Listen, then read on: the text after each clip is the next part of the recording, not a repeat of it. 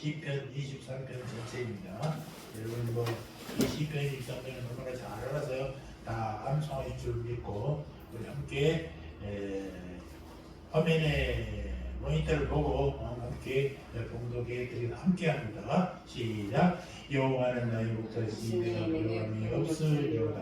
그가 나를 그 주장에 이르시며 쉴 만한 물가로 인도하시는 거다. 내 영혼을 소생시키시고 자기 이름을 위하여 그의 길로 인도하시는 거다. 내가 사망의 은총 골짜기로 다닐지라도 해를 두려워하지 않을 것은 주께서 나와 함께하시리라. 주의 지팡이와 막대기가 나를 안위하시리이다. 주께서 내 원수의 목전에서 내게 상을 베푸시고 기름으로 내 머리에 빵이 섰으니 내가 잔이 넘치나이다. 나를 평생에 선하신 분만 인자하시니 정령 나를 따르니 내가 여호와의 집에 영원히 거하리로다. 아멘.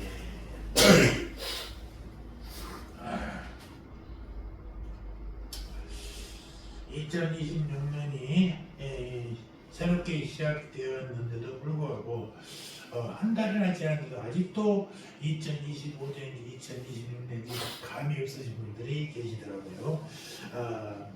그러나 여러분들 혹시나 2026년도 새해가 돼서 여러분들이 마음에 먹었던 각오하고 소망했던 그런 것들이 이루어지지 않았다 할지라도 작심삼일 되고 말았다 할지라도 이제 우리는 또 한 번 기회가 있잖아요. 설날이라는 새해, 설날이라는 새해가 있습니다.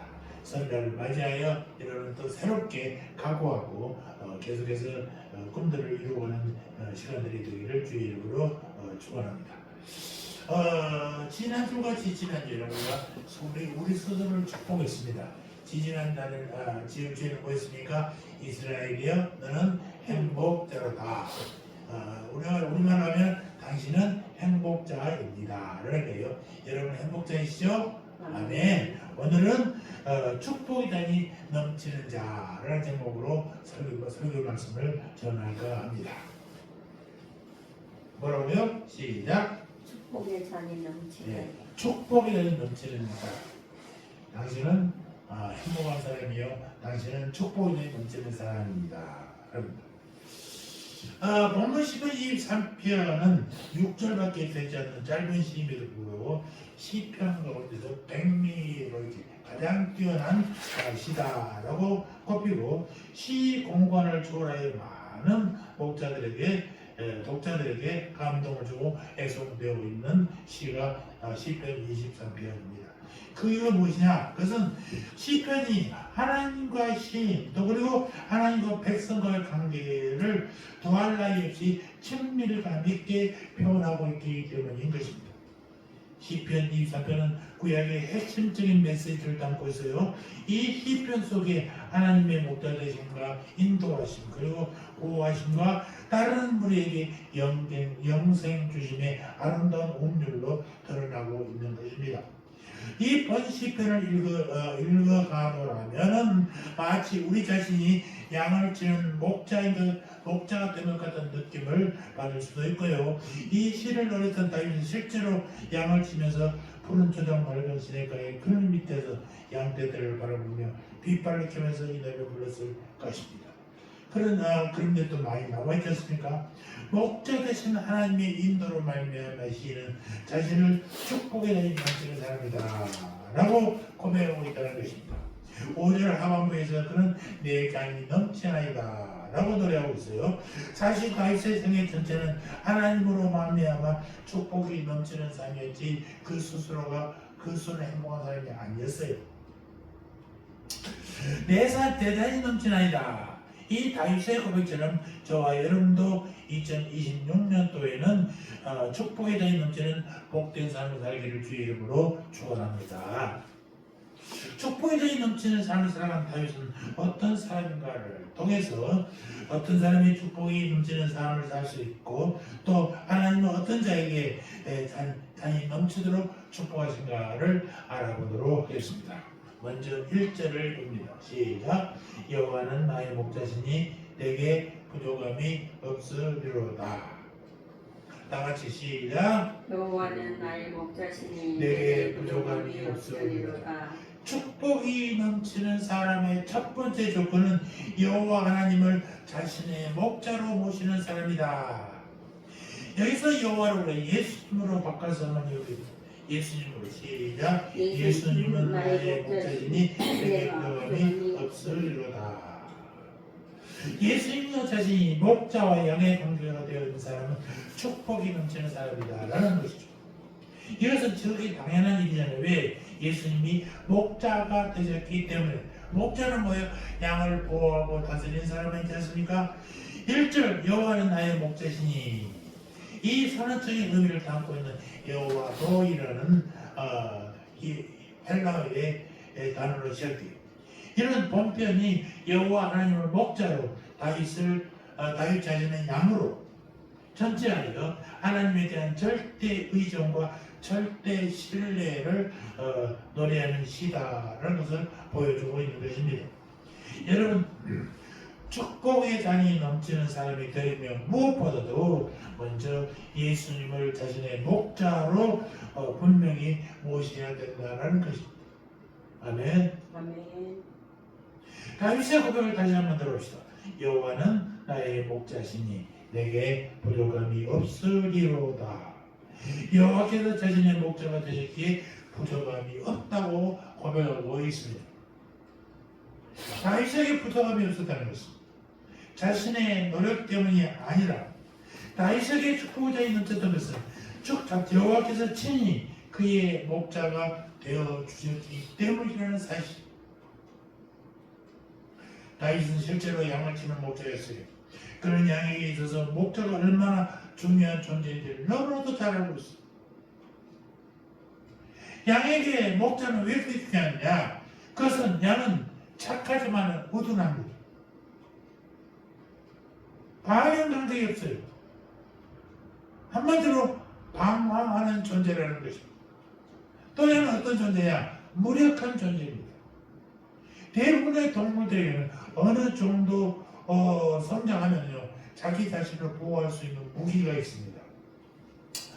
불이 있다든지, 또 아니면 보호색을 띠고 자기를 숨긴다든지, 아니면 빠른 발을 가지고 어떤 동물보다 빨리 도망갈 수 있는 그런 발을 있는 거예요. 그러냐면 이런 자구책이 전혀 없는 동물이에요. 사람, 짐승이 나타나면 꼼짝없이 당할 수밖에 없다는 것입니다. 그러면 옳고 그런 것을 분별하지 못한단 말입니다. 앞에 있는 풀을 뜯고 가서 앞에 멀리 보지 못하니까 바위가 있는지 웅덩이가 있는지 남가래가 있는지를 몰라. 그러니까 그냥 앞에 있는 풀만 뜯고 가다가 그런데 빠지게 된단 말입니다. 풀을 조작에 양을 안고 있는 예수님이 들고 있는 막대기가 있잖아요. 지팡이 여기 동그랗게 구부러졌습니까? 지팡이가 멋으로 굽힌 게 아니라 바로 이런 양들을 구할 때 양의 목에 딱 걸려서 당겨서 살려주는 역할을 하는 것이 목자인 것입니다. 우리는 다 그러니까 양은 방황하는 존재예요. 무력한 존재란 말입니다. 우리도 마찬가지 다 양 같아서 그렇게 행할 수밖에 없고 각기 제 길로 갈 수밖에 없는 죄인들인 것입니다. 우리는 옳고 그름을 판단하지 못한 무지한 인간들이. 그렇기 때문에 우리를 인도할 목자가 필요하다는 것입니다. 여러분, 우리의 목자는 누구십니까? 여러분의 목자는 누구십니까? 세상에는 인생의 목자를 갖추는 자들이 많습니다. 그러나 그들은 우리를 멸망의 길에서 구원할 수도 없고 죄에서 깨끗하게 할 수도 없는 사람들. 우리 인생의 참 목자는 예수 그리스도밖에 없다는 것을 우리 다시 한번 고백합니다. 그러면서 우리의 표, 내 삶의 주인이 예수라고 고백하는 우리 모두가 되기를 바랍니다. 예수님만이 우리의 죄를 위해서 죽으셨고 양을 위해 목숨까지 버린 목자는 예수님밖에 없다는 사실. 요한복음 10장 11절을 한번 보겠습니다. 11절 15절. 요한복음 10장 11절. 예수님이 직접 하시는 말씀입니다. 요한복음 10장 11절 시작. 나는 선한 목자라 선한 목자는 양들을 위하여 목숨을 버리거니와. 선한 목자 예수님은 우리들을 위하여 목숨을 버린다는 거예요. 15절 나는 양을 위하여 목숨을 버리노라. 예수님이 양인 우리를 위해서 목숨을 버리셨지 않습니까? 그것이 십자가 보혈의 장면입니다. 구원의 길로 인도하신 목자는 오직 예수 그리스도뿐이라는 사실을 여러분 잊지 마시기 바랍니다. 요한복음 14장 6절에도 얘기합니다. 내가 곧 길이요 진리요 생명이니 나로 말미암지 않고는 아버지께 올 자가 없느니라. 아버지 하나님께 갈 수 있는 유일한 길, 죄인인 우리가 갈 수 있는 길은 예수 믿는 것뿐입니다. 예수 믿는 것뿐이에요. 우리의 믿음이 강해서가 아니라 예수님이 우리를 사랑하시는 믿음이 훨씬 크기 때문에 우리의 믿음은 변할 수 있어요. 그러나 예수님은 인간을 만드시고 우리를 사랑하시고 우리를 위해서 모든 것을 끊이지 않고 변하지 않고 하는 것입니다. 그래서 여러분 성실이라는 단어가 얼마나 중요한 거예요. 무엇을 한번 하면요 꾸준히 하는 거예요. 잘하든 못하는 게 중요한 게 아니라 성실히 꾸준히 하는 것입니다. 한번 마음먹은 일은 절대로 놓지 말고 꾸준히 하시기 바랍니다. 아멘. 아멘. 그래서 우리들의 목자, 우리는 또 누구를 따라가고 있는가? 늘 생각하셔야 되기를 바랍니다. 예수님은 우리의 목자가, 예수님을 우리의 목자로 보시고 그 목자를 따르기만 한다면 우리는 축복의 전이 넘치게 살 수 있는 사람이 된다는 것입니다. 아멘. 아무쪼록 다윗처럼 저와 여러분도 주님과 여러분의 관계가 목자와 양의 관계가 되어서 축복의 잔이 넘치는 삶이 되기를 주의 이름으로 축원합니다. 두 번째 2절을 보겠습니다. 2절 시작. 나는 그가 나를 푸른 저장에 인도하시며 쉴 만한 물가로 인도하시는 목자의 인도를 철저히 받는 사람이 축복에 대해 넘치는 사람이라는 것입니다. 축복에 대해 넘치려면 뭐하다고? 목자의 인도를 어떻게 받아요? 철저히 받아야 된다는 거예요. 우리는 주님이 우리를 푸른 풀밭에 누이시고자 하실 때에 기쁨으로 따라가야 하는 것이고 쉴 만한 물가를 인도할 때에 철저히 순종해야 한다는 것입니다. 그러할 때 축복의 전이 철저히 넘치게 될 것입니다. 다윗 삶이 바로 그렇지 않습니까? 여기 푸른 풀밭이라는 경우는 단순히 풀이 많은 녹지대만을 얘기하는 것이 아니라 저주할 수 있는 곳, 광야의 뜨거운 햇빛을 피할 수 있는 그늘진 곳도 포함하는 이상적인 목초지를 나타냅니다. 거친 광야와 험한 산지가 되는 이 팔레스타인에서 이러한 목초지는 정말 풍요와 안식을 상징하기에 충분한 장소이기도 할 것입니다. 그리고 쉴만한 물가에서 쉴만하이는 말은 안전하게 쉴 수 있는 곳, 평온한 거처 이런 것을 뜻해요. 여기서는 양들이 쉴 수 있는 가장 안전한 위치의 장소를 말하고 있는 것입니다. 특히 이 단어는 복수로 사용되고 있어서 목자이신 하나님께서 이러한 장소를 한 곳에만 두는 게 아니라 여러 곳 준비하셨다라는 것을 우리가 보게 됩니다. 실제적으로 물이 부족하고 우기와 건기가 드러난 이 팔레스타인에서 목자들은 양들이 물 먹는 장소에 각별하게 신경을 쓰고 있습니다. 그러나 물만 있다고 모든 것이 해결되는 게 아니라 왜 주변에는 사람과 맹수들이 호시탐탐 양들의 생명을 노리고 있기 때문입니다. 맹수도 물을 먹어야 되잖아요. 그러면 그들이 이 우물가에 다른 동물들을 올출하기 때문에 거기서 다 기다리고 있다는 겁니다. 물가가 필요하지만 그것은 쉴만한 물가, 안전한 물가여야 된다는 것입니다. 바로 주님은 이런 곳으로 우리를 인도하신다는 것입니다. 여러분 축복의 잔이 넘치는 사람이 되면 우리는 푸른 풀밭 쉴만한 물가로 인도하시는 예수님에게 확실하게 소속되어야 하는 것입니다.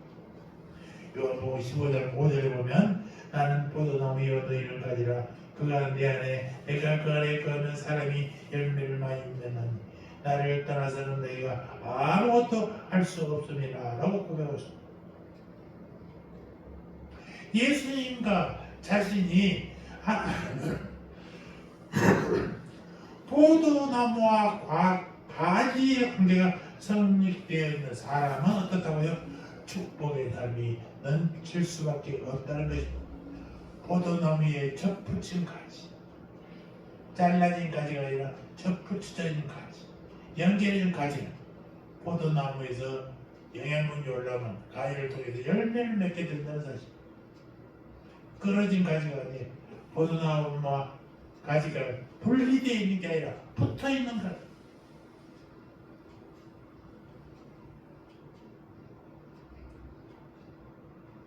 그래서 복을 받을 수 있는 방법은 포도나무에 딱 붙어 있는 가지가 된다는 거예요. 그럼 자동적으로 풍성한 열매를 맺게 되는 거죠. 우리에게 중요한 것은 포도나무인 예수님. 예수님께 붙어 있는 여러분들이 되셔야 축복에 더해 넘치는 자들이 된다는 사실입니다. 아멘. 여러분, 성경은요, 교회를 예수님의 몸이라고 그랬잖아요. 에베소서 1장 23절에 뭐라고 하냐? 교회는 그의 몸이니 라고 했고, 골로새서 1장에서는 그는 몸인 교회의 머리다. 교회의 머리는 어떻다고 누구라고요? 예수라는 사실. 그럼 가지는 누구냐? 우리가 가지라는 거예요. 고린도전서 12장 27절에서 뭐라 하냐? 너희는 그리스도의 몸이요 지체의 각본이라 라고 했습니다. 또 에베소서 5장에 보면은 우리는 그 몸의 지체입니다 라고 했습니다. 여러분, 교회의 머리는 누구라고 했어요? 예수님. 우리는 거기에 있는 지체. 그러므로 가지가 줄기에 붙어있다는 것은 교회에 소속되어 있어야 한다는 말씀이에요. 구원받는 성도들은 교회를 떠나서는 아무것도 할 수 없다는 것입니다. 교회는 양털이 지우고 양의 목자인 것입니다. 본절에 나오는 푸른 초장이 어디냐? 교회가 곧 푸른 초장입니다. 본편에 나오는 한국 그림 같은 내용은 산천초목을 통하는 얘기가 아니라 오늘 우리 교회의 모습을 보여주고 있다는 것입니다. 여러분은 목자의 인도를 철저히 받고 있습니까? 그러면 여러분은 푸른 초장, 즉 교회에 확실히 속해 있는 것입니다. 모든 축복은 예수님을 통하여, 즉 교회를 통하여 내려온다는 사실도 잊지 마시기 바랍니다. 교회는 우리의 축복의 터전입니다.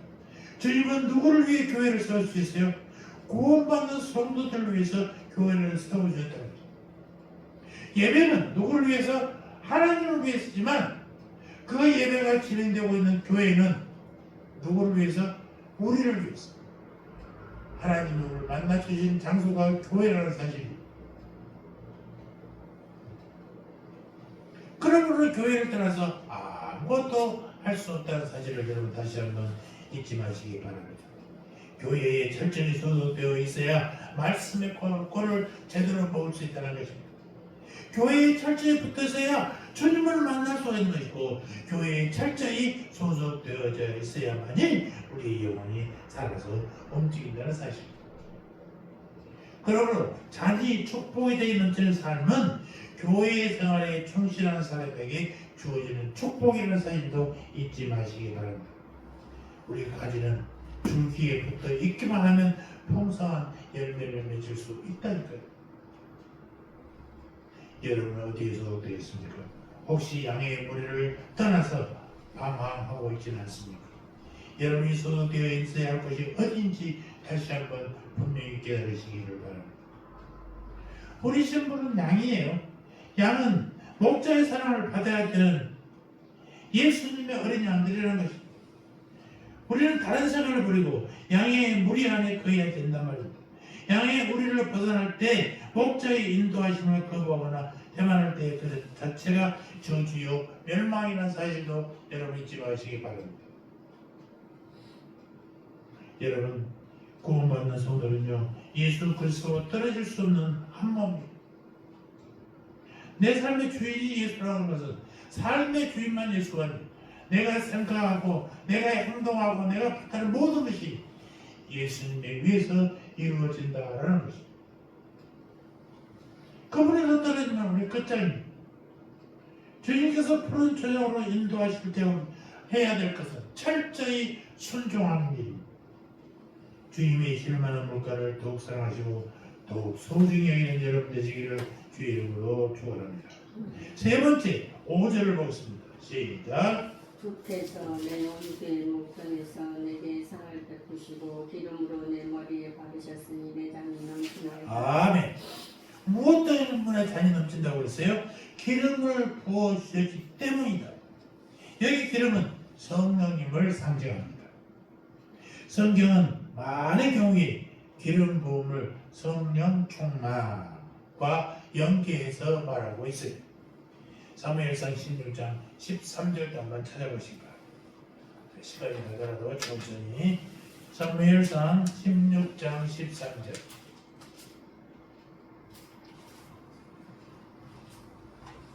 사무엘상 16장 13절 시작. 사무엘이 기름 불병을 가져다가 그의 형제 중에서 그에게 부었더니 이날 이후로 다윗이 여호와의 영에게 크게 감동되리라.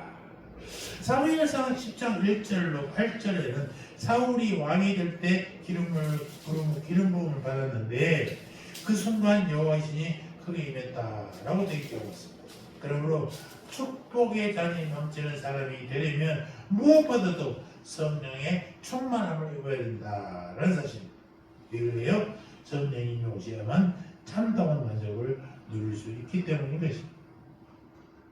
여러분, 축복의 잔이 넘치는 사람이 되려면 성령의 충만한 사람이 되어야 되지만 또 한 가지 기름 부음을 받은 자가 되어야 된다는 사실.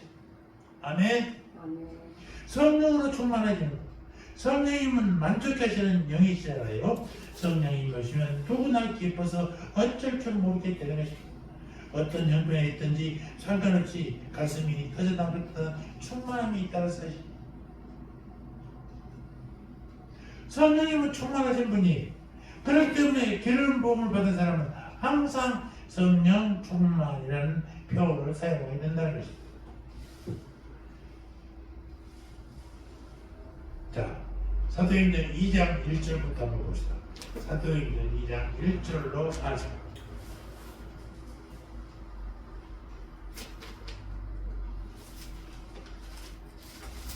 성령 충만함을 받은 모습들을 보여주고 있는 장면입니다.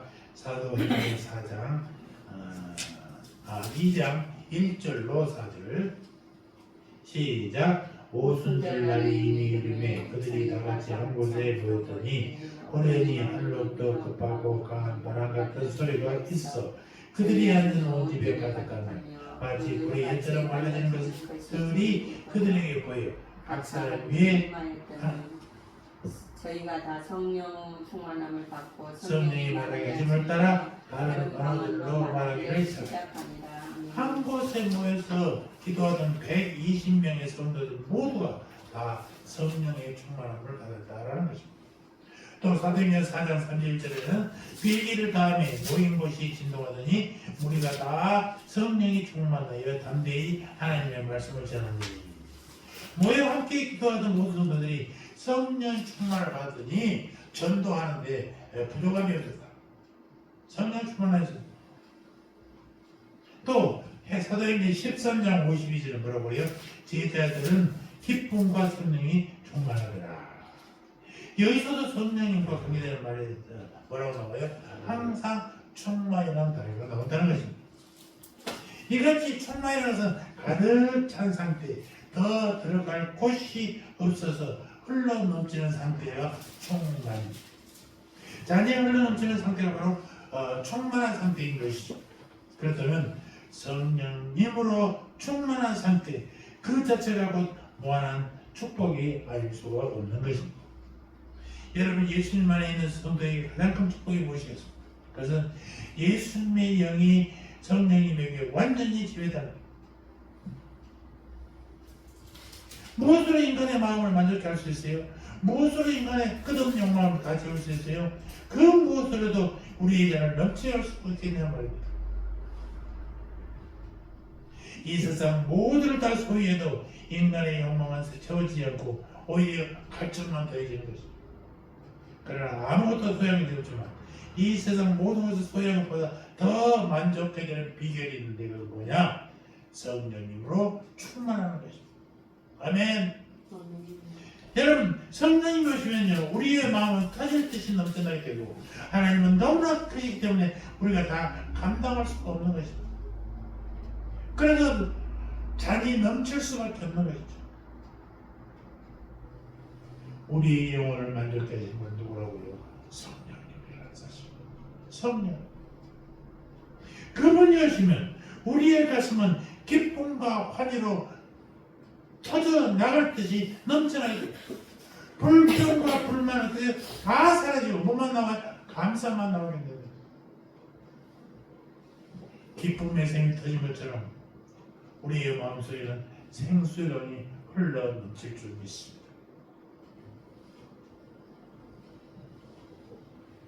우리 인생의 쉴만한 물가는 저 흐른 성내천의 물가가 아니에요. 산천 천봉이 있고 좋고 저기 모래주는 좋은 곳입니다만 잠깐의 시원함을 줄 수는 있습니다. 그러나 우리 가슴에 생수의 강이 흐르지 않다면 우리는 시원해질 수가 없다는 거죠. 쉴만한 건 어디에 있어요? 성내천 한강에 있는 게 아니라 내 마음속에. 내 마음속에. 요한복음 4장 13절 14절 이 물을 마시는 자마다 다시 목마르거니와 내가 주는 물을 마시는 자는 영원히 목마르지 아니하리니 내가 주는 물은 그 속에서 영생하도록 솟아나는 샘물이 되리라. 제가 교회 이름을 지을 때 이 본문 요한복음 4장 13절 14절을 이용해서 샘물을 하다. 그때 한참 샘물교회가 분당의 샘물교회가 사고가 나서 어려울 때였습니다. 그래서 세암이라고 지었어요. 샘 물자만 표현으로 세암. 그래서 우리 교회 앞에 항상 다 붙이는 거라고요.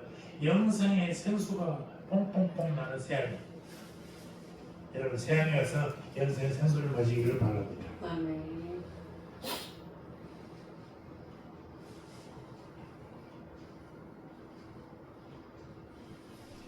마치겠습니다. 예수님은 우리의 목자십니다. 우리는 주님의 양입니다.